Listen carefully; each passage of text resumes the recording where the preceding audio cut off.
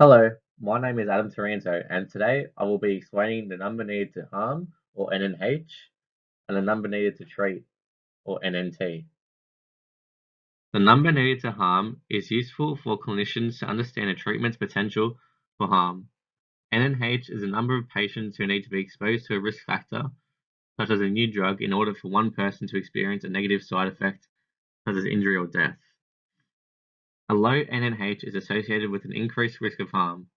Conversely, a higher NNH is associated with a decreased risk of harm. To put this concept into context, a study by Morse et al. Rated different antipsychotic drugs for patients aged over 65 who were diagnosed with dementia. By applying the NNH of patients who received treatment, that will be associated with one death. One drug which was looked at was haloperidol, which had an NNH 26. This example means that treatment using haloperidol was associated with one death for every 26 patients who received the treatment. To apply this example to the given definition, the treatment will be haloperidol. The harmful outcome is deaths associated with haloperidol, and the patients were older adults aged over 65 who were diagnosed with dementia. The number needed to treat indicates the number of patients that must be treated in order for one patient to generate a beneficial outcome. The lower the NNT value is, the more beneficial the treatment is to the patient, as it requires less people to gain one additional benefit. Conversely, the higher the NNT value is, the less successful the treatment has been, as it takes more patients to receive the treatment to gain one additional benefit.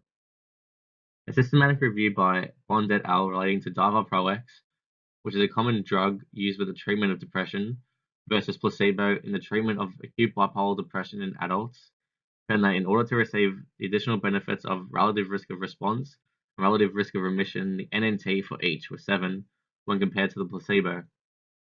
From this example, it can be observed that 1 in every 7 patients who use Divalproex will experience an additional benefit in the treatment of acute bipolar depression. By relating the definitions to the example, it shows that the patients are the adults with acute bipolar depression, and the additional benefits presented are relative risk of response and relative risk of remission. In summary, the number needed to harm is how many people need to be exposed to a risk factor such as a new drug in order for one person to experience a negative side effect such as injury or death. In contrast, number needed to treat focuses on additional benefits a treatment can have by assessing the number of patients that have to be treated to experience an additional positive outcome. The most useful intervention would be one with a low NNT and a high NNH, showing that it takes less patients to receive an additional positive benefit and more patients for an undesirable outcome to occur. Thanks for watching.